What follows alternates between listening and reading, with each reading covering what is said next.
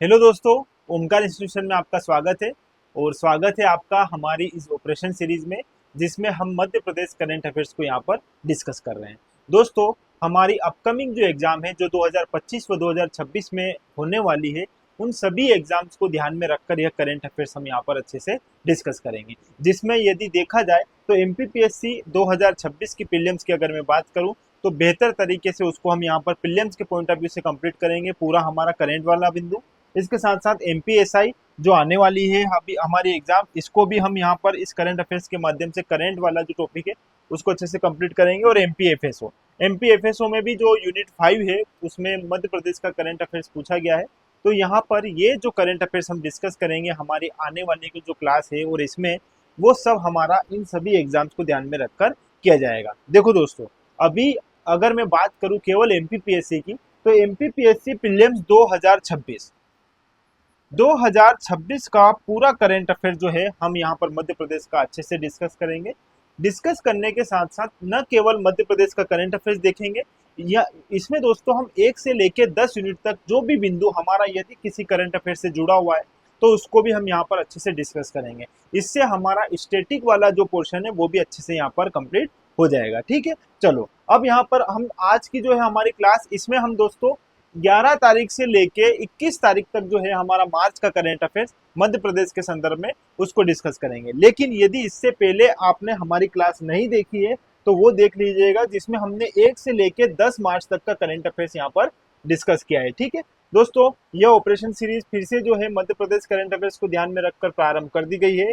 आप यकीन मानो, आपका करंट अफेयर्स से संबंधित यदि इकाई 8 एमपीपीएससी प्रीलिम्स की देखें तो यहाँ से पूरी तरीके से जो है कंप्लीट हो जाएगी। बस आपको बने रहना है और बेहतर तरीके से हम इस ऑपरेशन सीरीज में हर बात का यहाँ पर डिस्कस करेंगे। अब 1 से लेकर 10 तारीख तक का जो हमारा इसके पिछले वाली जो क्लास थी, जिसमें हमने रिवीजन, हमने सारे हमारे बिंदु देखे थे, उन सारे बिंदुओं को फिर से हम यहाँ पर केवल ऑब्जेक्टिव टाइप में क्वेश्चन जो है उनको एक बार लगा लेंगे, तो हमारा रिवीजन भी हो जाएगा। तो 1 से लेकर 10 मार्च तक का यहाँ पर हमारा रिवीजन होगा।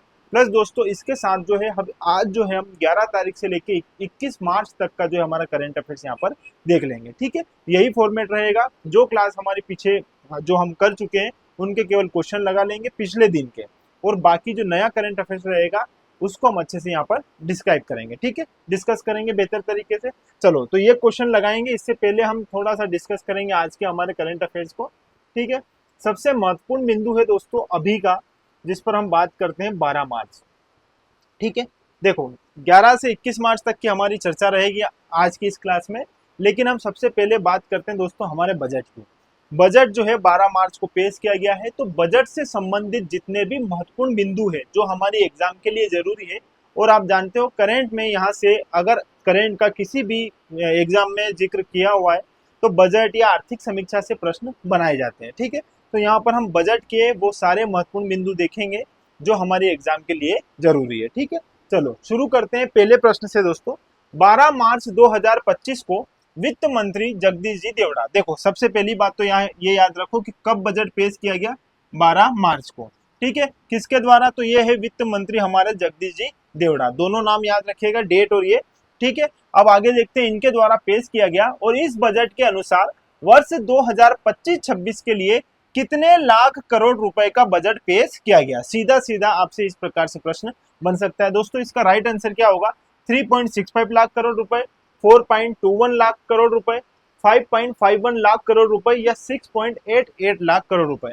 तो इसका सीधा सीधा आंसर ये है 4.21 लाख करोड़ रुपए। ये बात आप यहाँ पर याद रखिएगा। जो हमारा 2025-26 को ध्यान में रखकर बजट पेश किया गया है उसका जो है कितने लाख करोड़ रुपए का जो है हमारा बजट है, तो यह है दोस्तों 4.21 लाख करोड़ रुपए। ठीक है, ये बात सीधी सीधी आप यहाँ पर ध्यान रखिएगा। देखो ये चित्र के माध्यम से भी आप यहाँ पर देख सकते हो, इसमें फोटो में यहाँ पर ये 4,21,032 करोड़ रुपए। ठीक है, ये पूरा डेटा जो है इसका ये 4,21,032 करोड़ रुपए, ये बजट 2025-26 को ध्यान में रखकर जो है 12 मार्च को पेश किया गया है। ठीक है, ये बात यहाँ पर याद रखिएगा। वित्त मंत्री हमारे कौन है, जगदीश जी देवड़ा। ठीक है, ये 2-3 जो है नाम आपको अच्छे से ध्यान रखना होगा, यहाँ से सीधे सीधे पूछा जा सकता है। अब इस बजट का अच्छे से हम अवलोकन कर लेते हैं सारे क्षेत्र में, जैसे सड़क में, शिक्षा में, स्वास्थ्य में, किस प्रकार से क्या क्या बात कही गई है, वो सारी बातें हम यहाँ पर अच्छे से देख लेते हैं। ठीक है, चलो। यह मध्य प्रदेश के इतिहास का सबसे बड़ा बजट है दोस्तों, ये बात ध्यान रखिएगा। और यह वित्त वर्ष 2024-25 के बजट 3.65 लाख करोड़ रुपए से 15% अधिक है। ठीक है, कितने प्रतिशत अधिक है? पिछले वर्ष की तुलना में जो बजट पेश किया गया था उसकी तुलना में यह 15% क्या है, इसका जो है बजट ये हमारा जो है अधिक है इसमें। ठीक है, ये ध्यान रखिएगा। अब मध्य प्रदेश के बजट का आकार पश्चिम बंगाल और गुजरात इन दोनों से भी बड़ा हो गया है। क्यों? क्योंकि पश्चिम बंगाल का जो है आकार इसका कितना है, 3.89 लाख करोड़, और गुजरात का 3.70, और हमारा कितना है 4.21 लाख करोड़ रुपए। तो इस प्रकार अब हम पश्चिम बंगाल और गुजरात की भी यदि बात करें तो इन दोनों का जो बजट का आकार है उससे हमारे मध्य प्रदेश का आकार जो है बजट का बड़ा अब हो चुका है। ठीक है, ये इस बात की ओर इंगित करता है कि अब हमारे मध्य प्रदेश में हमने और भी ज्यादा बेहतर तरीके से जो है अपने प्लान जो है डिसाइड किए हैं। देखो दोस्तों, इसकी आलोचना भी हुई है। आलोचना इस संदर्भ में हुई है कि जितना हमारा यहाँ पर कर्जा है उतने ही करोड़ का हमने बजट भी पेश किया है, इतना ही हम पर कर्जा भी है। लेकिन क्या होता है, बजट एक निवेश को क्या करेगा, प्रोत्साहन देगा। हमने नो डाउट कर्जा लेके चाहे कैसे भी करके इतना बड़ा बजट जो बनाया है, इस बजट के पीछे और भी नए सारे इनोवेशन जो है हमें करने हैं, बहुत सारे नवाचार, बहुत सारे हमारे निवेश जो है वो करने हैं, जो हमारी जो प्रगति को क्या करेगा दोस्तों, मध्य प्रदेश की प्रगति में सहायता करेगा और इसे आगे बढ़ाएगा। ठीक है, इसके विकास को आगे बढ़ाएगा। ठीक है, ये बात ध्यान रखिएगा। देखो, बजट में कोई भी नया कर नहीं लगाया गया है, ये बात ध्यान रखिएगा। वेट या स्टाम्प ड्यूटी में भी कोई छूट नहीं दी गई। देखो, ये बात याद रखना, वेट और स्टाम्प ड्यूटी इन दोनों में किसी प्रकार की छूट नहीं दी है। अब वेट क्या है दोस्तों, ये तो आप जानते हो, वैल्यू एडेड टैक्स। ठीक है, तो वैल्यू एडेड टैक्स मतलब मूल्य वर्धित कर। मूल्य वर्धित कर मतलब थोड़ा सा समझना, यदि बात निकली है वेट की, तो देखो दोस्तों, ये क्या होता है, जब आप किसी वस्तु का उत्पादन कर रहे हो तो उसके उत्पादन से लेके उसकी बिक्री तक, कहां से कहां तक की बात कर रहा हूं, मान लो कोई एक वस्तु है, ऐसे समझ लीजिएगा इसको, ये एक वस्तु है। ठीक है, अब अपन यहाँ क्या करते हैं, सबसे पहले उत्पादन करते हैं किसी भी वस्तु या सेवा का। ठीक है, तो उसका उत्पादन से लेके उसकी जो है बिक्री होगी, जब तक उसे बेचा नहीं जाएगा तब तक की बात कर रहा हूं, तो उसके उत्पादन से लेके उसकी बिक्री तक जो भी चरण है, उन सारे चरण में हम क्या करते जाते हैं, जब वैल्यू ऐड करते जाते हैं तो वही हमारा क्या कहलाता है दोस्तों, वेट कहलाता है, वैल्यू एडेड टैक्स। इसको हम बोलते हैं मूल्य वर्धित कर। तो हमारा मूल्य वर्धित कर जो है इस प्रकार, इसमें किसी प्रकार की छूट नहीं दी गई है, इस बजट में ये बात कही गई है। दूसरा यहाँ लिखा हुआ है दोस्तों स्टाम्प ड्यूटी। थोड़ा सा स्टाम्प ड्यूटी को भी समझो। स्टाम्प ड्यूटी एक प्रकार का क्या होता है, शुल्क होता है। ठीक है, देखिएगा ये क्या है दोस्तों, एक प्रकार का शुल्क होता है, और यह शुल्क जो है ये कौन डिसाइड करता है, राज्य सरकार। हर देश में जितने भी स्टेट्स हैं, राज्य हैं, वो अपने अपने अनुसार जो है इस शुल्क को डिसाइड करते हैं, स्टाम्प ड्यूटी को डिसाइड करते हैं। ठीक है, लेकिन अगर मध्य प्रदेश के संदर्भ में हम यहाँ पर देख रहे हैं तो थोड़ा सा समझना स्टाम्प ड्यूटी को, थोड़ा सा इस बात में समझो कि स्टाम्प ड्यूटी होता क्या है।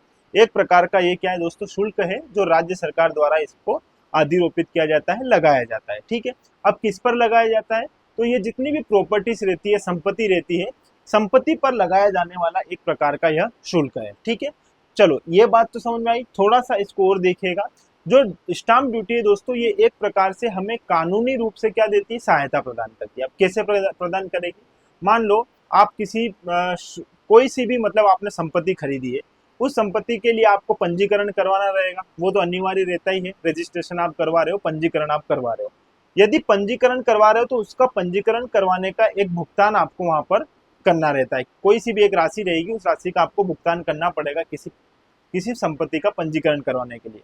तो यदि आप उस संपत्ति के लिए जो पंजीकरण करवा रहे हो, उसके लिए जो शुल्क दे रहे हो, ऐसे ही यदि आप वहां पर स्टाम्प ड्यूटी का भी साथ में आप भुगतान करते हैं, तो सरकार फिर आपको जो है कानूनी रूप से सहायता प्रदान करेगी। आप न्यायालय में भी यदि आपके साथ किसी प्रकार की कुछ भेदभाव या आपके साथ कुछ चोरी ऐसी जैसी चीजें हो रही है, तो ऐसे में आप उसकी सहायता ले सकते हो कि हमने स्टाम्प ड्यूटी वहां पर जो है क्या करिए, इसका भुगतान किया है, तो सरकार अब उसके लिए आपकी क्या करेगी, सहायता करेगी। कानूनी रूप से आपकी सहायता करने के लिए सरकार भी क्या रहेगी, जो इसमें मदद करेगी। ठीक है, तो ये बात ध्यान रखना, ये इम्पोर्टेंट है। और इस प्रकार जो है यदि हमारे नए बजट की हम बात करेंगे तो इस नए बजट में वेट और स्टाम्प ड्यूटी दोनों में किसी प्रकार की छूट नहीं दी गई है। ठीक है, दोनों याद रखिएगा, दोनों का अपना अपना काम है।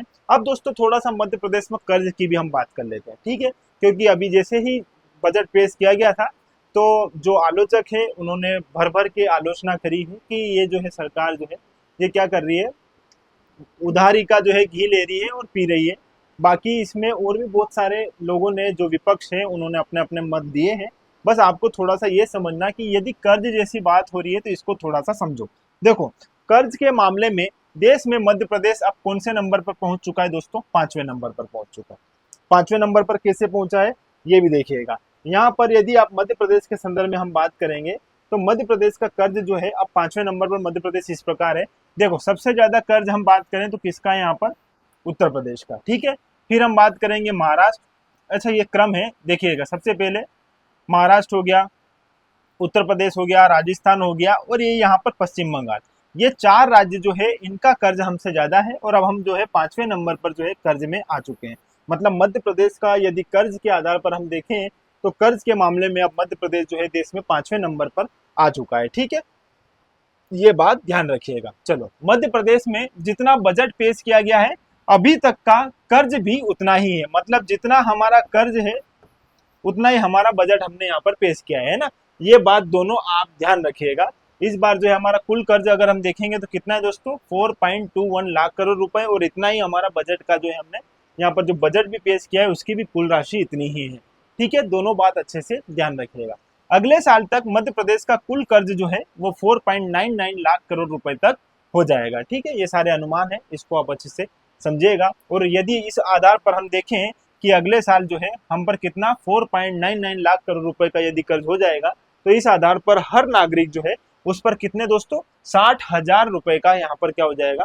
कर्ज हो जाएगा। ठीक है, ये बात इतनी ज्यादा इंपॉर्टेंट नहीं है। यहाँ पर मैं आपको कुछ राज्यों के जो अपने अपने बजट जिनके कुल बजट है वो बता रहा हूँ और यहाँ पर उनके कर्ज है। तो मध्य प्रदेश की हम बात करेंगे दोस्तों तो हमारा मध्य प्रदेश जो है, मध्य प्रदेश का जो कुल बजट है ये भी 4.21 लाख करोड़ रुपए है। और यहाँ पर यदि कर्जे की बात करेंगे तो ये भी हमारा 4.21 लाख करोड़ है। बाकी तो आप यहाँ पर देख ही रहे हो कि उत्तर प्रदेश का बजट कितना है, हमसे डबल होता है। देखो, हमारा 4.21 है, उत्तर प्रदेश का बजट देखो 8.20।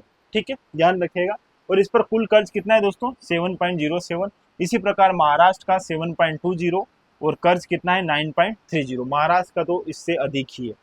ठीक है, महाराष्ट्र तो जितना महाराष्ट्र का बजट है उससे ज्यादा तो महाराष्ट्र का क्या चल रहा है, यहाँ पर कर्ज चल रहा है। ठीक है, इसी प्रकार राजस्थान की अगर बात करेंगे तो यहाँ पर भी कुल बजट 5.37 लाख करोड़ है और यहाँ पर कुल कर्ज 7.26 लाख करोड़। ठीक है, और मध्य प्रदेश का हमने देख लिया है।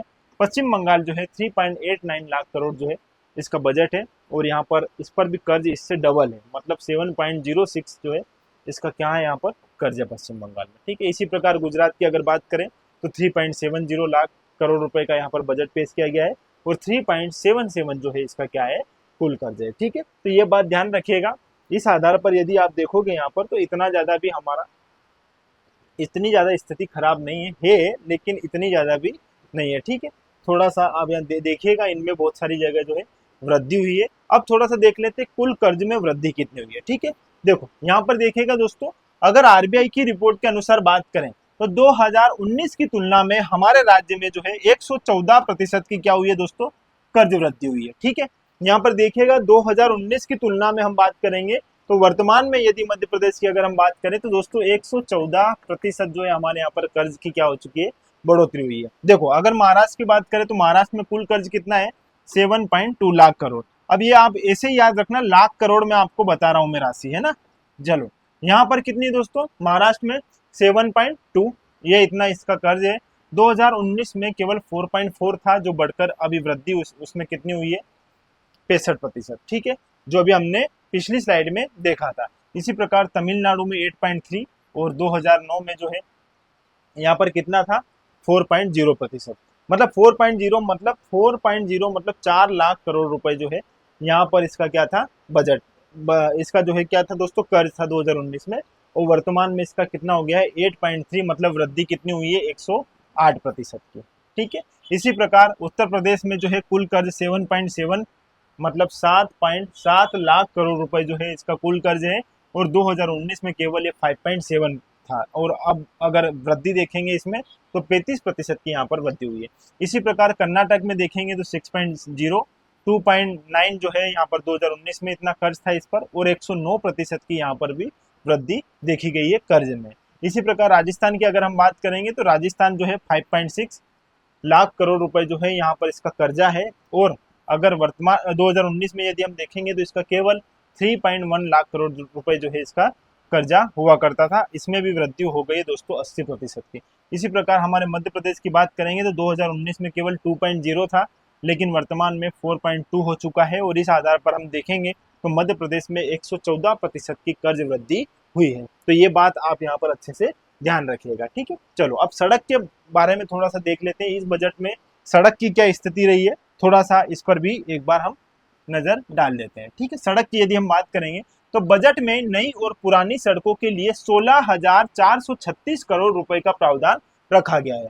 यह पिछली बार से कितना अधिक है दोस्तों?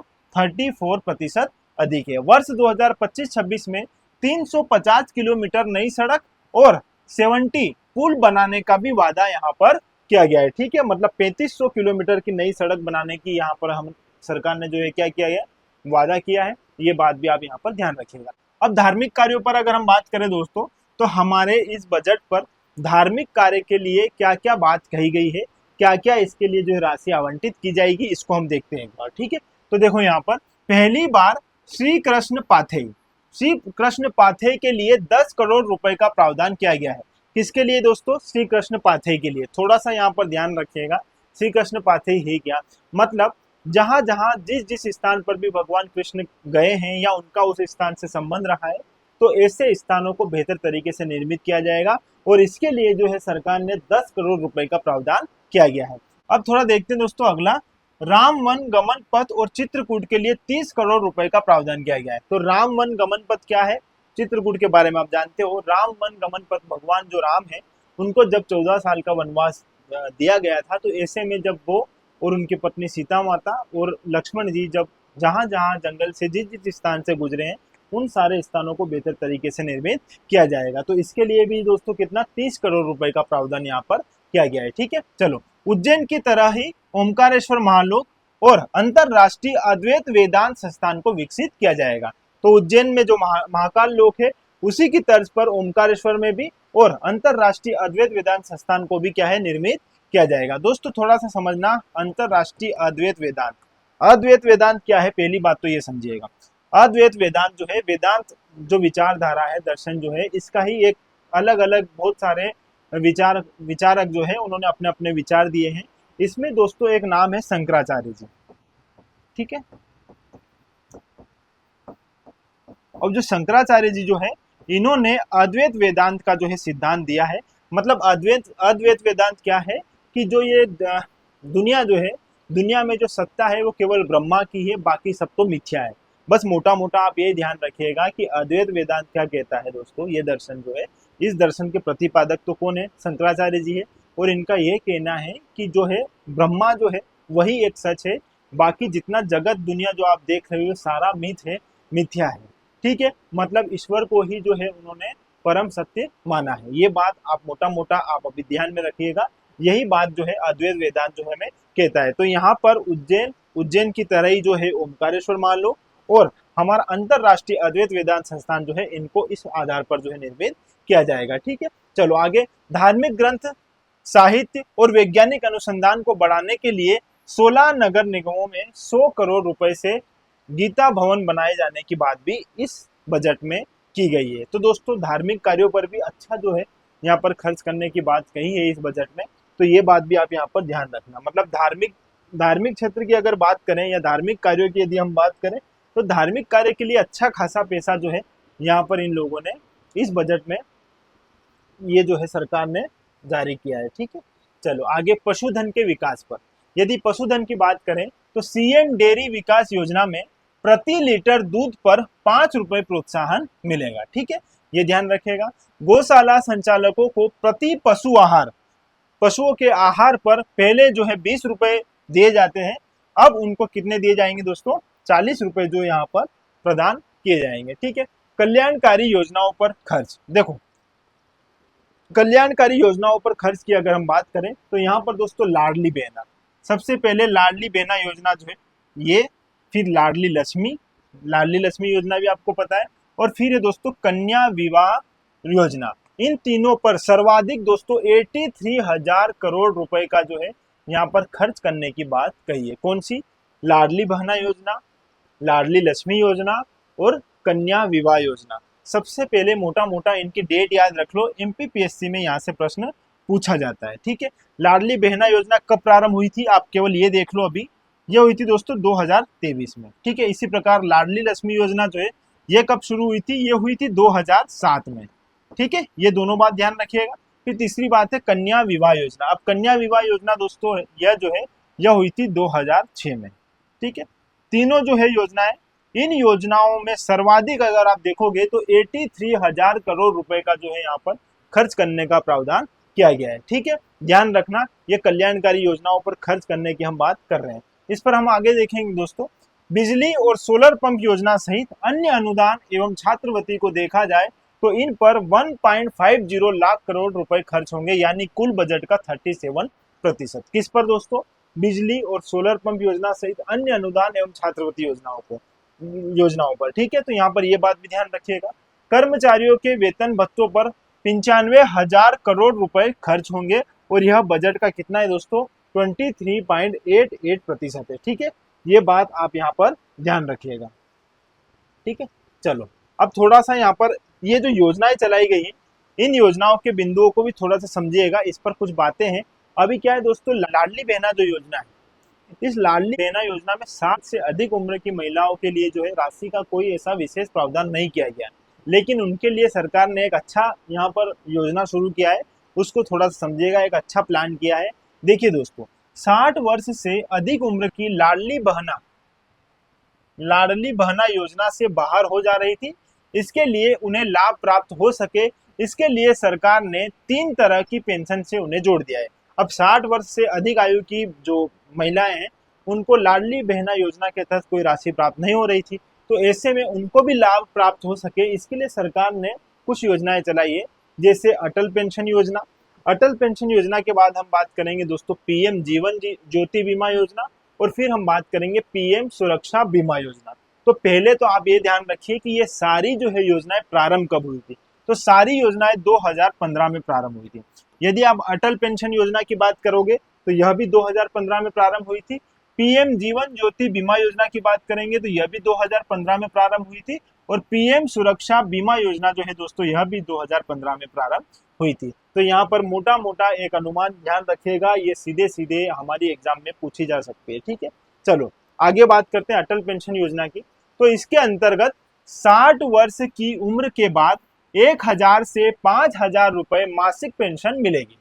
ठीक है, दूसरा दोस्तों इसके लिए 18 वर्ष की उम्र में 42 रुपए प्रति माह और 40 वर्ष में 210 रुपए प्रति माह पर 1,000 रुपए की जो पेंशन प्रदान की जाएगी। ठीक है, यदि आप 18 वर्ष की उम्र में यदि आप जमा कर रहे हो प्रति माह राशि तो आपको 42 रुपए, और यदि आप 40 वर्ष में यदि आप जमा कर रहे हो 210 रुपए तो प्रति माह आपको 1,000 रुपए का यहाँ पर जो है राशि प्रदान की जाएगी। ठीक है, चलो 5,000 रुपए की पेंशन प्राप्त करने के लिए 18 वर्ष में आपको 210 रुपए जमा करने पड़ेंगे, और 40 वर्ष में हो तो आपको 1,454 रुपए जो है यहाँ पर प्रति माह देने होंगे, तो फिर आपको 5,000 रुपए की राशि प्रति माह मिल जाएगी। और यदि आप केवल 18 वर्ष की उम्र में जो है 42 रुपए दे रहे हो और 40 वर्ष की उम्र में जो हो तो आप 210 रुपए दे रहे हो, तो प्रति माह आपको फिर 1,000 रुपए मिलेगा। ठीक है, ये आपके ऊपर है, आपकी जितनी क्षमता है उसके आधार पर आप पैसे दे सकते हो। चलो पीएम जीवन ज्योति बीमा योजना। दोस्तों पीएम जीवन ज्योति बीमा योजना बहुत अच्छी पहल थी, इसको भी थोड़ा सा समझिएगा। इसमें सालाना 436 रुपए का यदि आप प्रीमियम भुगतान करते हो तो मृत्यु होने पर परिवार को 2 लाख रुपए की आर्थिक सहायता इसमें मिलती है। ठीक है, अब इसमें जो है ये भी ध्यान रखना 18 से 50 वर्ष की आयु के जो लोग हैं इसमें शामिल किए जाते हैं। ठीक है, ये बात भी आप यहाँ पर ध्यान रखना, पीएम जीवन ज्योति बीमा योजना। और सबसे बड़ी यदि बीमा योजना की हम बात करें तो वो है प्रधानमंत्री सुरक्षा बीमा योजना, 2015 में इसे प्रारंभ किया गया था, और इसमें 18 से लेकर 70 वर्ष के आयु वालों को मात्र कितने दोस्तों 20 रुपए प्रति वर्ष, प्रति माह नहीं प्रति वर्ष मतलब आप 20 रुपए प्रति वर्ष यदि 18 से 70 वर्ष की आयु तक हो आप, और उसमें यदि इस प्रकार की राशि आप जमा कर रहे हो प्रति वर्ष, तो यहाँ पर इसके अंतर्गत दुर्घटना एवं मृत्यु व स्थायी विकलांगता होने पर 2 लाख रुपए तथा आंशिक रूप से विकलांगता होने पर 1 लाख रुपए की राशि प्रदान की जाएगी। आपको केवल मोटा मोटा ध्यान रखना है दोस्तों कि ये योजना कब प्रारंभ की गई है, इसमें कितनी राशि मिलती है और इसमें कितना जो है प्रीमियम रहता है, कितना आपको भुगतान करना रहता है मंथली। ठीक है, बस मोटा मोटा आपको ध्यान में रखना है। तो अभी हाल ही में सरकार ने जो लाडली बहना योजना प्रारंभ की गई थी, उसमें 60 वर्ष से अधिक आयु की जो महिलाएं रहेगी उनके लिए ये सारी योजनाएं जो है उनके लिए वापस जो है वो इनमें अप्लाई कर सकती है और इस प्रकार का लाभ प्राप्त कर सकती है। ठीक है, चलो एक अच्छी टर्म आई थी यहाँ पर हमारे बजट में, उसका नाम है दोस्तों सोशल इम्पैक्ट बॉन्ड। अब ये सोशल इम्पैक्ट बॉन्ड जो है ये सीधा सीधा 2 नंबर में, यदि आप मेंस की बात करें तो थर्ड पेपर में इस प्रकार से प्रश्न पूछा जा सकता है। तो 2 नंबर में आपसे सीधा सीधा मेंस में ये प्रश्न पूछा जा सकता है और ये हमारे बजट का एक प्रभावित और अच्छा टर्म था, सोशल इम्पैक्ट बॉन्ड। अब सोशल इम्पैक्ट बॉन्ड होता क्या है, इसको थोड़ा सा समझिएगा। देखो दोस्तों, ये एक प्रकार का क्या है, वित्तीय साधन है। ठीक है, क्या है बॉन्ड, क्या है हमारा एक वित्तीय साधन है। ठीक है, हमारा एक वित्तीय साधन है और इसमें क्या होता है, इसके माध्यम से हम क्या कर सकते हैं दोस्तों, निवेश कर सकें। ठीक है, अब हम निवेश कहाँ पर करेंगे, ये बात ध्यान रखने योग्य है। निवेश इसमें किया जाएगा सामाजिक कार्य में। ठीक है, या सामाजिक गतिविधियां जो रहती है उसमें हमें क्या करना है दोस्तों, निवेश करना है। ठीक है, अब इसमें व्यक्ति क्या करेगा, सामाजिक कार्यों को लेकर जो कुछ भी प्लान किया जाता है उस प्लान में जो है निवेश करना चाहेगा, उसके लिए इसको प्रोत्साहित किया जाएगा। किसी भी व्यक्ति को इस बॉन्ड के माध्यम से, सोशल इम्पैक्ट बॉन्ड के माध्यम से क्या है दोस्तों, उसको प्रोत्साहित किया जाएगा कि वो सामाजिक कार्य जो है उनमें क्या करेगा, निवेश करेगा। ठीक है, सामाजिक गतिविधियों वाले बहुत सारे ऐसे काम रहते हैं जिसमें व्यक्ति निवेश करता है, लेकिन निवेश तो करेगा, लेकिन यदि वापस उसके निवेश को जब रिटर्न किया जाएगा तो वो किस आधार पर रिटर्न किया जाएगा दोस्तों, तो वो उस जो भी कार्य, जो भी गतिविधि उन्होंने प्रारंभ करी थी सामाजिक रूप से, उसका देखा जाएगा रिजल्ट कि वो अच्छे रूप में उसका विकास हुआ कि नहीं हुआ, तो इस आधार पर वापस उसको रिटर्न भी दिया जाएगा। अन्यथा यदि वो जो कार्य था सामाजिक कार्य, यदि वो अच्छे से नहीं हो पाया एग्जीक्यूट, यदि जितना लक्ष्य रखा गया था वो लक्ष्य हासिल नहीं किया जा सका, तो ऐसे में फिर उस निवेश के रूप में वापस किसी प्रकार से कोई रिटर्न नहीं दिया जाएगा। तो ये बात ध्यान रखना, सोशल इम्पैक्ट बॉन्ड जो है ये एक प्रकार का क्या है दोस्तों, वित्तीय साधन है जो क्या करेगा, निवेश को प्रोत्साहन करेगा। और निवेश भी कहाँ पर, निजी निवेश। ठीक है, जो निजी लोग जो है वो सार्वजनिक रूप से जो काम होंगे उनमें क्या कर सकते हैं, निवेश कर सकते हैं, लेकिन उनको जब रिटर्न देने की बात आएगी तो उस कार्य जो है वो सामाजिक रूप से जो काम जो है शुरू किया गया था वो काम किस आधार पर हुआ है। यदि अच्छा हुआ है तो आपको रिटर्न मिलेगा, और यदि नहीं हो पाया है एग्जीक्यूट तो आपको किसी प्रकार से आपका जो आपने निवेश किया वो प्राप्त नहीं होगा। ठीक है, तो ये एक अच्छी टर्म थी, इसे भी आप थोड़ा सा समझिएगा यहाँ पर। चलो प्रति व्यक्ति आय की अगर हम बात करेंगे तो 2003-04 से लेके 2025-26 तक कुल 22 वर्षों में कितनी, 16 गुना जो है यहाँ पर वृद्धि हुई है। किसमें दोस्तों, 17 गुना जो है यहाँ पर वृद्धि हुई है। चलो कृषि की बात कर लेते हैं दोस्तों। यहाँ पर यदि हम कृषि की बात करेंगे तो पिछले 6 वर्षों में कृषि हेतु राशि इस प्रकार बढ़ती गई है। हमारे बजट में हर वर्ष जो है कृषि के क्षेत्र में अच्छा विकास हो, इसके लिए सरकार ने हर बार जो है अपनी राशि में बढ़ोतरी करी है। और यदि आप 2025 और 2026 का ही समझिए यहाँ पर, तो 2024-25 में कितनी थी दोस्तों, 78,265 करोड़, जो बढ़ाकर कितनी कर दी गई है 2025-26 में, 87,402 करोड़ रुपए। तो ये यहाँ पर हमारे कृषि का हम आंकड़ा देख रहे हैं जो हर वर्ष क्या है, बढ़ता जा रहा है। ठीक है, 2022-23 में ज्यादा था और 2023-24 में थोड़ा कम हो गया था। ठीक है, यहाँ पर थोड़ा सा डिफरेंस आया था, बाकी सारी जगह जो हमने कृषि के क्षेत्र में विकास हेतु हमेशा अपनी राशि को बढ़ाया है। ठीक है, चलो आगे स्वास्थ्य की यदि हम बात करें तो 2025-26 के बजट में स्वास्थ्य सेवाओं को नया आयाम देने के लिए 23,535 करोड़ रुपए का प्रावधान किया गया है। आप सीधी सीधी बात ध्यान रखिएगा कि स्वास्थ्य क्षेत्र हेतु बजट में कितना जो है राशि का प्रावधान किया गया है, तो 23,535 करोड़ रुपए। ठीक है, और यह राशि जो है पिछले वर्ष से 2,992 करोड़ रुपए अधिक है। ठीक है, ये बात भी ध्यान रखिएगा। सरकार का लक्ष्य है कि 2047 तक प्रदेश की अर्थव्यवस्था को 2 ट्रिलियन डॉलर तक पहुंचाया जाए। ठीक है, ये बात ध्यान रखना। 2047 में हम जो है कितने 100 वर्ष पूर्ण कर लेंगे हमारी स्वतंत्रता को लेकर। तो यहाँ पर हमारा लक्ष्य रखा गया है कि हमारी अर्थव्यवस्था को हम 2047 तक 2 ट्रिलियन डॉलर तक पहुंचाएं। ठीक है, ध्यान रखिएगा। चलो, प्रदेश में आपातकालीन स्वास्थ्य सेवाएं अब और तेज होगी। सरकार पीएम श्री एयर एम्बुलेंस सेवा शुरू कर रही है। इससे दूर दराज के मरीजों को बड़े अस्पतालों तक जल्द ही पहुंचाया जाए। एयर एम्बुलेंस सेवा क्या रहेगी दोस्तों? एयरलिफ्ट के माध्यम से जो है क्या करेगी सरकार, जो है दूर दराज के क्षेत्र के लोगों तक भी जो है स्वास्थ्य गतिविधियां जो सुनिश्चित करेगी। ठीक है, तो ये बात आप यहाँ पर ध्यान रखना और ये इम्पोर्टेंट है ये सारी बातें। और सबसे इम्पोर्टेंट यहाँ पर ये बात ध्यान रखना, 23,535 करोड़ रुपए का प्रावधान किया गया है 2025-26 के बजट में स्वास्थ्य को लेकर। ठीक है, चलो, हर विधानसभा क्षेत्र में प्रस्तावित खेल स्टेडियम में हेलीपैड बनाए जाएंगे ताकि गंभीर मरीजों को तुरंत एयरलिफ्ट किया जा सके। अब यहाँ पर देखना दोस्तों, स्टेडियम निर्माण की अगर बात करें तो स्टेडियम निर्माण पर 406 करोड़ रुपए खर्च करेगा खेल विभाग। केवल निर्माण कार्य में कितना? 406। और यदि ओवरऑल देखेंगे ना दोस्तों यहाँ पर, तो खेल एवं युवा कल्याण विभाग का बजट 2025-26 में 86 करोड़ और बढ़ा दिया गया है। और अब जो है कितने तक पहुंच चुका है? ये 662 करोड़ रुपए तक पहुंच चुका है। जो पिछले वर्ष कितना था दोस्तों? 576 करोड़ रुपए। तो यहाँ पर 86 करोड़ का फिर से जो है यहाँ पर बढ़ोतरी हुई है। किस पर? खेल एवं युवा कल्याण विभाग में। ठीक है, ध्यान रखिएगा।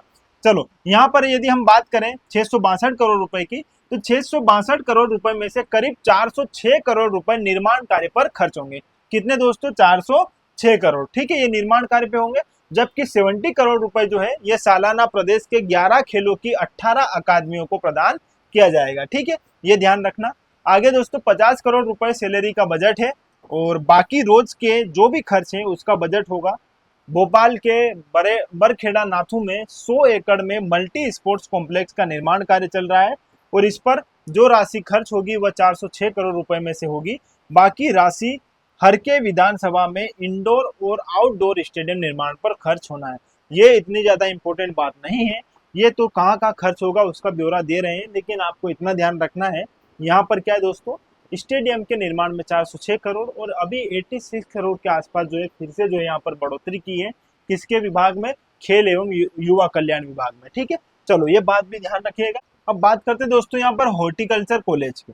तो प्रदेश का तीसरा हॉर्टिकल्चर कॉलेज जो है यहाँ पर स्थापित किया जाएगा। अब कहाँ पर? देखना दोस्तों, चंबल के बीहड़ों में राज्य सरकार हॉर्टिकल्चर कॉलेज बनाने जा रही। कहाँ पर? चंबल क्षेत्र में। ध्यान रखिएगा। मंत्रिमंडल ने मुरैना जिले की अंबा तहसील में चंबल नदी के किनारे मौजूद ऐसा गांव में कॉलेज के लिए 130.830 हेक्टेयर सरकारी जमीन आवंटन करने की मंजूरी दे दी है और यह कॉलेज रानी लक्ष्मीबाई सेंट्रल यूनिवर्सिटी झांसी के अधीन खोला जाएगा। मंदसौर और छिंदवाड़ा के बाद यह प्रदेश का तीसरा हॉर्टिकल्चर कॉलेज होगा। मतलब मंदसौर में पहला हॉर्टिकल्चर कॉलेज, फिर दूसरा छिंदवाड़ा में और अब तीसरा कहाँ पर दोस्तों? चंबल क्षेत्र में जो है यह हॉर्टिकल्चर कॉलेज जो है खुलने जा रहा है। या ध्यान रखना दोस्तों, प्रदेश का कौन सा? तीसरा है।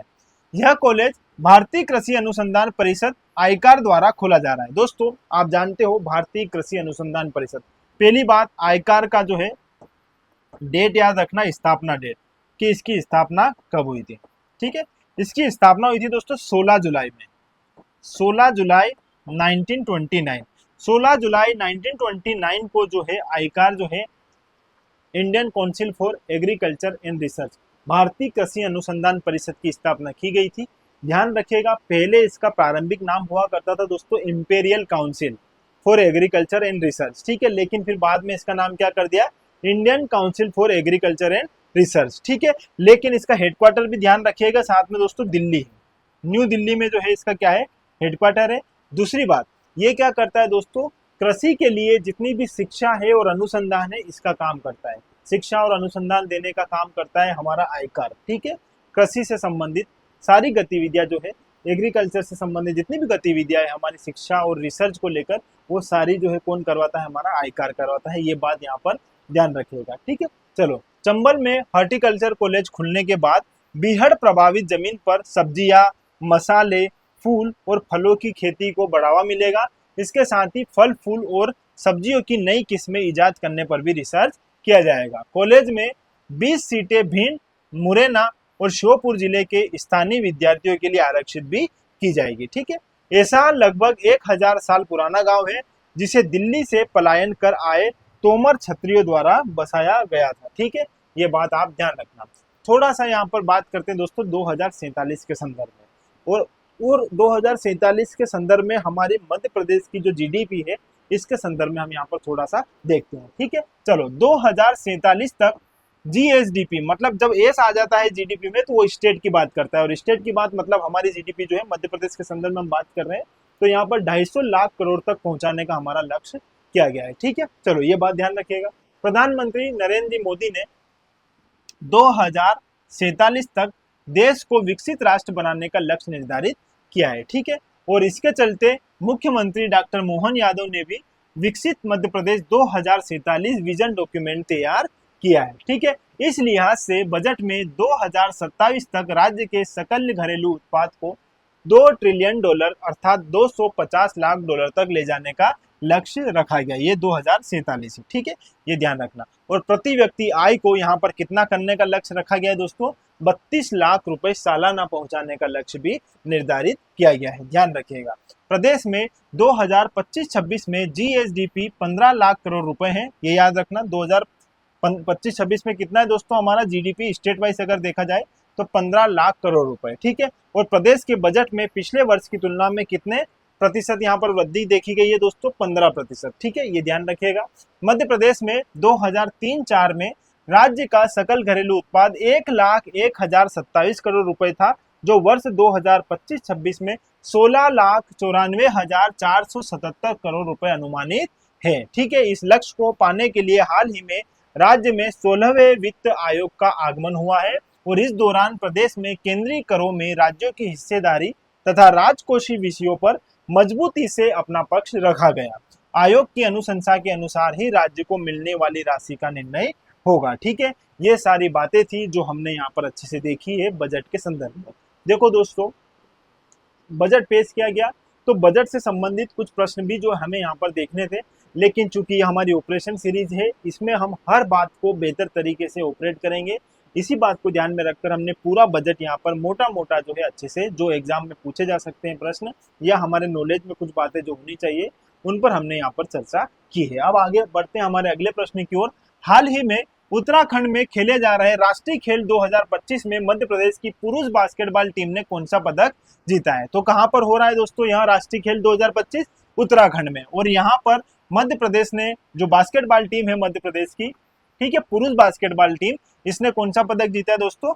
स्वर्ण पदक जीता है। ये बात आप यहाँ पर ध्यान रखिएगा। मध्य प्रदेश की बास्केटबॉल टीम ने राष्ट्रीय खेल 2025 में स्वर्ण पदक जीतकर इतिहास रचा है, और यह स्पर्धा जो है, इस स्पर्धा में फाइनल में हमने केरल को 22-20 के अंतर से हराकर स्वर्ण पदक हासिल किया है। और यदि हम महिला बास्केटबॉल टीम की बात करें तो महिला बास्केटबॉल टीम ने भी यहाँ पर शानदार प्रदर्शन किया है, और कौन सा पदक जीता है दोस्तों? यहाँ पर कांस्य पदक जीता है। ठीक है, अब ये कौन से हैं दोस्तों? तो 38 क्रमांक के, ये 38 क्रमांक के जो है हमारे क्या है, राष्ट्रीय खेल है, ये बात ध्यान रखिएगा। और इन राष्ट्रीय खेलों का प्रारंभ हुआ है दोस्तों 26 जनवरी से, और 26 जनवरी को ट्राइथेलॉन स्पर्धाओं के साथ इसका आरंभ हुआ है, और इसका समापन कब हुआ है? 14 फरवरी को। ठीक है, आयोजन स्थल कहाँ है? उत्तराखंड है, ये बात ध्यान रखिएगा। और इसका शुभंकर है मोनाल पक्षी। मोनाल पक्षी आप जानते हो दोस्तों, ये एक तीतर की तरह दिखने वाला एक पक्षी है, जो रंग बिरंगा रहता है, और ऊपर से यहाँ पर इसको ऐसी एक क्या रहती है, ऐसा तुर्रा रहता है इसको। ठीक है, ये बात ध्यान रखिएगा। और ये क्या है? ये नेपाल का भी राष्ट्रीय पक्षी है। ठीक है, और अगर देखा जाए तो ये हिमालयी क्षेत्रों में या जो बर्फ वाले क्षेत्र हैं वहां पर पाया जाता है ये मोनाल पक्षी। ठीक है, तो ये शुभंकर था हमारे राष्ट्रीय खेलों का, और हमारे राष्ट्रीय खेल 2025 में कहां पर आयोजित हुए? उत्तराखंड में आयोजित हुए। ये बात ध्यान रखिएगा। 26 जनवरी से प्रारंभ हुए और 14 फरवरी को इनका समापन हो गया, और ये 38 क्रमांक के हमारे क्या थे? राष्ट्रीय खेल थे। ठीक है, और इसमें सबसे बेहतर प्रदर्शन किसका रहा है दोस्तों? तो यहाँ पर एक बार फिर से देख लीजिएगा, सबसे बेहतर प्रदर्शन रहा है यहाँ पर सर्विसेज स्पोर्ट्स कंट्रोल बोर्ड का, जिसने 68 गोल्ड के साथ जो है 121 कुल पदक प्राप्त किए हैं। इस प्रकार सेकेंड नंबर पर महाराष्ट्र है, तीसरे नंबर पर हरियाणा है। फिर मध्य प्रदेश के मेडल याद रख लेना, 34 गोल्ड मेडल हमने जीते हैं, 26 हमने सिल्वर, 22 ब्रॉन्ज, और कुल मिलाकर हमने जो है 82 जो है हमारे यहाँ पर पदक जीते हैं, और चौथा हमारा स्थान रहा है। तो मध्य प्रदेश का स्थान जो है राष्ट्रीय खेलों में कौन सा रहा है दोस्तों? चौथा रहा है। पहले नंबर पर कौन है? Services sport control board. याद रखना 121 कुल पदक इसने जीते हैं, और हमने 82 पदक जीतने के साथ जो है चौथा स्थान प्राप्त किया है। ये बात भी आप यहाँ पर अच्छे से ध्यान रखिएगा। चलो, हाल ही में मुख्यमंत्री जी ने मध्य प्रदेश में, यह प्रश्न इंपोर्टेंट है, देखिएगा दोस्तों, अच्छे से समझिएगा इसको। हाल ही में मुख्यमंत्री जी ने मध्य प्रदेश राज्य वन्य प्राणी बोर्ड की 28वीं बैठक में 2 नए अभ्यारण्यों की घोषणा की है, ठीक है। और यह अभ्यारण्य कौन से है आप यहाँ पर समझिएगा दोस्तों। ओमकारेश्वर वन्यजीव अभ्यारण्य, जहानगढ़ वन्यजीव अभ्यारण्य, महानगढ़ वन्यजीव अभ्यारण्य, या ए और बी दोनों। तो यहाँ पर राइट आंसर होगा ए और बी दोनों। ओमकारेश्वर वन्यजीव अभ्यारण्य और जहानगढ़ वन्यजीव अभ्यारण्य को जो है अभी सरकार ने इसकी जो है स्थापना की घोषणा कर दी है। तो यहाँ पर दोनों के बारे में थोड़ा सा समझिएगा। यदि हम ओमकारेश्वर वन्यजीव अभ्यारण्य की बात करें तो यह जो है देवास और खंडवा जिले के आसपास जो है 614 वर्ग किलोमीटर में फैला रहेगा, ठीक है। ठीक है, ये ध्यान रखना दोस्तों, 614 वर्ग किलोमीटर में इसका विकास किया जा रहा है। किस क्षेत्र में? देवास और खंडवा क्षेत्र में। कौन सा? ओमकारेश्वर वन्यजीव अभ्यारण्य। जहानगढ़ वन्यजीव अभ्यारण्य की यदि हम बात करें तो यह श्योपुर जिले में विकसित किया जाएगा 6.328 वर्ग किलोमीटर क्षेत्र में, ठीक है। ये ध्यान रखिएगा, दोनों को अच्छे से समझिएगा। और यहाँ पर मुख्यमंत्री जी ने बताया है कि पर्यटकों को आकर्षित करने के लिए वन्यजीव संरक्षण को पर्यटन से जोड़ा जाएगा। हाल ही में हुई गिद्ध जनगणना की भी यदि हम बात करें, गिद्ध गणना की अगर हम बात करेंगे तो यह जो है 17 से 19 फरवरी 2025 के बीच जो है इसको जो है इस गणना को शुरू किया गया था। और इसमें प्रदेश में लगभग कितने दोस्तों? 12,981 गिद्ध पाए गए, जिनकी संख्या पिछले वर्ष की तुलना से कितनी है दोस्तों? 19 अधिक है। तो मध्य प्रदेश में सर्वाधिक गिद्ध भी पाए जाते हैं, ये बात भी आप यहाँ पर ध्यान रखिएगा। चलो आगे, मुख्यमंत्री डॉक्टर यादव द्वारा नर्मदा छिपरा बहुउद्देशीय माइक्रो उद्वहन सिंचाई परियोजना का लोकार्पण किस स्थान पर किया गया है? उज्जैन में तराना जो है दोस्तों, यहाँ पर इस सिंचाई परियोजना का जो है निर्माण किया जा रहा है। और यह जो है नर्मदा और छिपरा की जो है क्या है? बहुउद्देशीय माइक्रो उद्वहन सिंचाई परियोजना रहेगी, ठीक है। ये बात आप यहाँ पर ध्यान रखिएगा। अगला प्रश्न है दोस्तों हमारा यहाँ पर, हाल ही में सुंदरलाल पटवा राष्ट्रीय प्रबंधन संस्थान का निर्माण कार्य प्रारंभ किया गया है, और यह कहाँ पर अवस्थित है? यहाँ पर प्रश्न क्या है पूछा गया है दोस्तों? सुंदरलाल पटवा राष्ट्रीय प्रबंधन संस्थान। सीधे सीधे प्रश्न पूछे जाते हैं, और इसका जो है अभी निर्माण कार्य प्रारंभ कर दिया गया है। और ये कहाँ पर अवस्थित है? तो यह अवस्थित है दोस्तों भोपाल में। अब सुंदरलाल पटवा कौन है, इनके बारे में समझिएगा। सुंदरलाल पटवा जी जो है दोस्तों, यह हमारे रहे हैं मुख्यमंत्री मध्य प्रदेश के। अब ये मध्य प्रदेश के मुख्यमंत्री रहे हैं, और इनके शासन काल में 2 बार क्या है दोस्तों? राष्ट्रपति शासन लगा है। मतलब यदि आप देखोगे तो मध्य प्रदेश में 3 बार राष्ट्रपति शासन लगा है। अब वो 3 बार राष्ट्रपति शासन कब कब लगा है ये भी देखो। एक लगा है 1977 में, फिर दूसरा लगा था 1980 में, और तीसरा लगा था 1992 में, ठीक है। तो इस समय जब लगा था तो सीएम कौन थे? इस समय जब 1977 में लगा था तब थे दोस्तों श्याम शरण शुक्ल, ठीक है। ये नाम याद रखिएगा। पहली बार इनके समय में जो है क्या है? राष्ट्रपति शासन लगा था। और फिर बाकी जो है यदि आप सीएम की बात करोगे तो 1980 और 1992 इन दोनों समय जो है हमारे कौन थे? सुंदरलाल पटवा जी जो है सीएम थे। तो यहाँ पर इन्हीं के नाम पर जो है अभी यहाँ पर क्या बनाया जा रहा है दोस्तों? राष्ट्रीय प्रबंधन संस्थान बनाया जा रहा है सुंदरलाल पटवा जी के नाम पर। कहाँ पर? भोपाल में। तो ये बात आप यहाँ पर ध्यान रखिएगा। ये फैक्ट भी सारे इंपॉर्टेंट है, यहाँ से भी प्रश्न पूछा जाता है। थोड़ा सा समझते हैं इस संस्थान के बारे में। नगरीय विकास एवं आवास विभाग द्वारा भोपाल के भोरी में 45 करोड़ रुपए लागत से सुंदरलाल पटवा राष्ट्रीय प्रबंधन संस्थान भवन निर्माण का कार्य तेजी से किया जा रहा है। संस्थान द्वारा वर्ष 2024-25 में अब तक 49 राज्य स्तरीय प्रशिक्षण आयोजित किए जा चुके हैं, ठीक है, ध्यान रखना। और सुंदरलाल पटवा राष्ट्रीय प्रबंधन संस्थान के लिए भोरी में 10.12 हेक्टेयर भूमि राजा भोज अंतरराष्ट्रीय एयरपोर्ट के समीप जो है प्रदान की गई है। और संस्थान में प्रशिक्षण भवन, लाइब्रेरी, खेल प्रसाधन, स्मार्ट क्लासरूम, अधिकारी कर्मचारियों के लिए आवासीय इकाइयाँ और चार हॉस्टल जो है यहाँ पर निर्मित किए जा रहे हैं। ठीक है, ये सारी बातें आपके लिए इतनी इंपॉर्टेंट नहीं है, केवल जानकारी के लिए आपसे सीधा सीधा प्रश्न ये पूछा जाएगा कि सुंदरलाल पटवा राष्ट्रीय प्रबंधन संस्थान जो है कहाँ पर स्थित है, भोपाल में स्थित है। और ये सारी बातें जो है आपको यहाँ पर ध्यान रखनी है। अब थोड़ी सी बात निकली है भोपाल की दोस्तों, तो एक बार भोपाल को भी हम अच्छे से यहाँ पर देख लेते हैं, थोड़ा सा समझते हैं हमारी इस राजधानी के बारे में। ठीक है, चलो भोपाल से संबंधित कुछ महत्वपूर्ण अगर तथ्य की हम बात करें दोस्तों यहाँ पर, तो सबसे पहले यहाँ की जनसंख्या देखिएगा 23,71,061। ठीक है, ये यहाँ की जनसंख्या है। लिंगानुपात है दोस्तों 918 और साक्षरता है 80.4%। यदि जनसंख्या घनत्व की बात करें तो मध्य प्रदेश में सर्वाधिक जनसंख्या घनत्व वाला जिला हमारी राजधानी भोपाल है। यहाँ पर 855 व्यक्ति प्रति वर्ग किलोमीटर में आपको मिल जाएंगे। ठीक है, जो यहाँ पर सर्वाधिक है हमारे मध्य प्रदेश में। अगर बात करें इसके क्षेत्रफल की तो 2772 वर्ग किलोमीटर इसका क्षेत्रफल है। और इसकी स्थापना की यदि हम बात करें तो एमपीपीएससी ने यह प्रश्न पूछा है कि इसकी स्थापना जो है किसके द्वारा की गई थी, तो दोस्त मोहम्मद खां द्वारा। ठीक है, और राजा भोज द्वारा यहाँ पर बसाया गया भोज ताल जो है हाल में है। ठीक है, आगे थोड़ा सा देखते हैं। भोपाल जो है ये 5 पहाड़ियों पर बसा हुआ है, जिसमें Katara hills, Shamla hills, Arera hills और वन ट्री हिल्स तथा ईदगाह हिल्स जो है यहाँ पर देखने को मिलती है। इसे झीलों की नगरी कहा जाता है, ये बात आप जानते हो। और यहाँ पर प्रदेश का पहला एनर्जी पार्क भी स्थापित किया गया है। देश का प्रथम आपदा प्रबंधन संस्थान, आपसे कितनी बार एग्जाम में पूछा गया है, आपदा प्रबंधन संस्थान जो है मध्य प्रदेश का कहाँ है, भोपाल में है और ये देश का पहला है। आपको मुझे कमेंट में बताना है दोस्तों इसकी स्थापना कब की गई थी। ठीक है, चलो तात्या टोपे स्टेडियम तथा ऐशबाग स्टेडियम भी जो है आपको यहीं पर देखने को मिलेगा, दोनों स्टेडियम ध्यान रखिएगा। दूसरा दोस्तों, देश का प्रथम राष्ट्रीय सेलिंग या नौकायन स्कूल जो है, इसकी हम बात करें तो ये मध्य प्रदेश के भोपाल जिले में बड़ा तालाब पर स्थित है। ठीक है, ये ध्यान रखिएगा।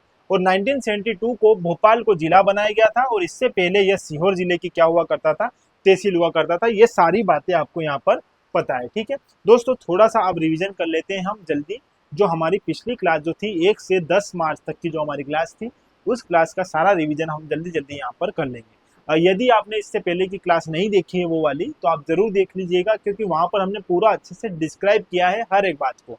लेकिन यहाँ पर आपको फिर से मोटा मोटा ध्यान में रहे, याद रहे, इसलिए हम इनका फिर से क्या कर लेंगे, यहाँ पर क्वेश्चन लगा लेंगे। ठीक है, चलो। हाल ही में प्रधानमंत्री जी द्वारा मध्य प्रदेश के किस जिले में बागेश्वर धाम चिकित्सा विज्ञान एवं अनुसंधान संस्थान की नींव रखी गई है, तो ये हमारे छतरपुर में रखी गई है। ठीक है, इस पर हम चर्चा कर चुके हैं। आगे दोस्तों, हाल ही में 8वें ग्लोबल इन्वेस्टर समिट का आयोजन किया गया है। यह कब और कहां पर आयोजित की गई है, तो यह ध्यान रखिएगा 24-25 फरवरी 2025 को इसका आयोजन किया गया है। और यह कहां पर हुई है, भोपाल में हुई है। ठीक है, ये बात हमने अच्छे से देख ली थी, आई होप आपको पता होगा। मध्य प्रदेश की अर्थव्यवस्था वर्ष 2047 तक कितने ट्रिलियन हो जाएगी दोस्तों, 2.1 ट्रिलियन तक। ठीक है, ये हमारा लक्ष्य रखा गया। अगला प्रश्न दोस्तों यहाँ पर, हाल ही में साला उपस्थिति वृद्धि के लिए किस जिले को प्रतिष्ठित स्कोच पुरस्कार से सम्मानित किया गया है। स्कोच पुरस्कार क्या है, इसके बारे में हमने चर्चा की थी और यह दिया गया है दोस्तों किसको, नर्मदापुरम को। ठीक है, ये बात भी ध्यान रखिएगा। हाल ही में मध्य प्रदेश का नोवा टाइगर रिजर्व घोषित किया गया है। ठीक है, अब किसे घोषित किया गया है, तो वह है दोस्तों माधव राष्ट्रीय उद्यान शिवपुरी। इसे नोवा तथा इससे पहले जो है कौन सा, रातापानी अभ्यारण्य जो है, इसको 8वां टाइगर रिजर्व घोषित किया गया था। ठीक है, इस पर हमने बहुत अच्छे से चर्चा की है, एक बार जरूर देखिएगा पूरी क्लास को।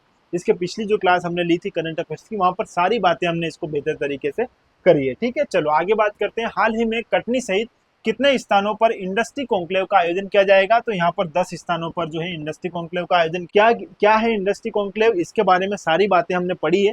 यदि आप देखोगे पिछली क्लास तो आपको सारी बातें अच्छे से समझ में आ जाएगी। ठीक है, हाल ही में चर्चा में रहा यूनियन कार्बाइड मध्य प्रदेश के किस जिले से संबंधित रहा है।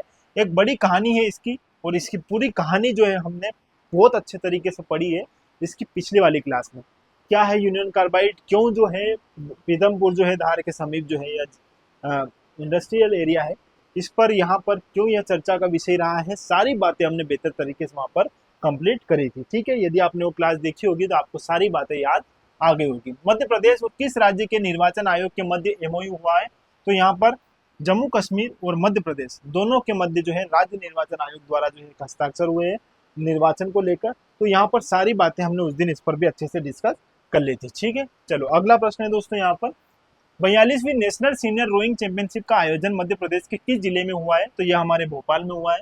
ये बात आप यहाँ पर याद रखना, ये 42 क्रमांक की जो है नेशनल सीनियर रोइंग चैंपियनशिप है। भगोरिया उत्सव को बेहतर तरीके से हमने पढ़ा था, भगोरिया के सारे आयाम जो है हमने यूनिट 10 को ध्यान में रखकर कवर किया था। यदि आपने नहीं देखा है तो एक बार देख लीजिएगा।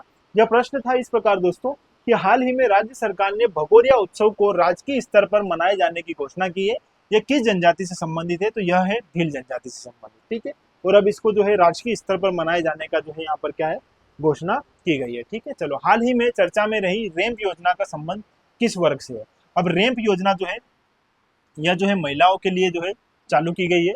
इसमें जो है क्या किया जाएगा दोस्तों, जो महिलाएं रहेगी इनको उद्यमी बनाने की ट्रेनिंग दी जाएगी, ठीक है। ये सारी कहानी हमने अच्छे से देख ली। अब बात कर लेते हैं दोस्तों थोड़ा सा हमारी इस न्यू बेच पर। ये जो है हमारी न्यू बेच स्टार्ट हो रही है दोस्तों एमपीपीएससी प्रीलिम्स 2026 को ध्यान में रखकर। जो लोग एमपीपीएससी प्रीलिम्स की तैयारी करना चाहते हैं वो इस बेच से जरूर जुड़िएगा। इसमें हम दोस्तों बेहतर तरीके से पूरा कंप्लीट जो है हमारा एमपीपीएससी प्रीलिम्स 2026 जो है उसको टारगेट करेंगे। बेहतर तरीके से सारी बातें समझेंगे। इसमें क्या क्या बातें रहेगी वो सारी देख लीजिएगा दोस्तों। यहाँ पर ये लिखा हुआ है, इस पर हम देखते हैं। चलो बात कर लेते हैं इस पर। कंप्लीट नोट्स हम आपको प्रोवाइड करवाएंगे इसमें। इसके बाद दोस्तों लाइव प्लस रिकॉर्डेड आपकी क्लास रहेगी और इसमें वीकली करंट अफेयर्स भी आपको यहाँ पर इसकी भी क्लास कंटिन्यू चलेगी। इसके साथ साथ टेस्ट सीरीज प्रोवाइड की जाएगी। इस टेस्ट सीरीज में दोस्तों 10 सब्जेक्टिव टेस्ट रहेंगे, 20 एफएलटी टेस्ट रहेंगे। इसके साथ साथ डाउट सेशन भी रहेगा। तो आप हमारी इस ऐप के माध्यम से जो है ये सारी जो है हमारी बेच की जितनी भी जो जानकारी है वो आप वहाँ पर ले सकते हैं। इसके साथ साथ दोस्तों 1 अप्रैल से जो है हमारी ये बेच प्रारंभ होने जा रही है, ठीक है। 1 अप्रैल 2025 को ये बेच प्रारंभ होगी। यकीन मानो एमपीपीएससी प्रीलिम्स 2026 यदि आप टारगेट कर रहे हो तो बेहतर तरीके से बेहतर नोट्स के साथ जो है आपकी तैयारी हम मिलकर करेंगे, ठीक है। तो यदि आप हमारी इस बेच से जुड़ना चाहते हैं तो ये नंबर दिए हैं, फ़ोन नंबर, इस पर आप एक बार बात कर लीजिएगा। सारी जानकारी हम आपको यहाँ पर प्रोवाइड करवा देंगे। इसके साथ साथ मेंस के लिए जो लोग एमपीपीएससी मेंस 2026 को टारगेट कर रहे हैं और जो 2025 में अभी मेंस लिखने वाले हैं, इन सभी के लिए यह जो क्लास जो है बहुत कारगर साबित होगी। इसको जल्दी ही मैं लेकर आने वाला हूँ। यूट्यूब पर इसकी कुछ क्लासेस तो रहेगी, लेकिन यदि आप ये क्लास पूरी देखना चाहते हो विथ नोट्स के साथ तो आप दोस्तों 499 रुपये में आप ये एप्लीकेशन के माध्यम से जो है हमारी ऐप जो है इसके माध्यम से इसको कवर कर सकते हो। मात्र दोस्तों आपको 499 रुपये में ये पूरी क्लास दी जाएगी, प्लस इसके नोट्स प्रोवाइड करवाए जाएंगे। इसके साथ साथ आंसर राइटिंग भी आप इस नंबर पर आप अपना आंसर लिखकर जो है भेज सकते हो। उस आंसर में कहाँ कितना सुधार करना है, किस बातों को जोड़ा जाना चाहिए, किन को हटाया जाना चाहिए, कैसे फ्लो चार्ट बनाना चाहिए, कौन कौन सी बातें रखनी चाहिए, उन सारी बातों पर हम यहाँ पर चर्चा करेंगे। इसके साथ साथ डाउट सेशन भी रहेगा। आप कभी भी कॉल करके इस नंबर पर किसी भी प्रकार की एमपीपीएससी प्री हो, मेंस हो, कुछ भी समस्या हो, आप सीधे इस पर कॉल करके पूछ सकते हो, ठीक है। तो ये सारी बातें हैं जिसमें हम दोस्तों पूरा जो है थर्ड पेपर का पार्ट ए यहाँ पर कंप्लीट करेंगे। तो मात्र 499 रुपये में ये जो है क्लास ये भी प्रारंभ होने वाली है।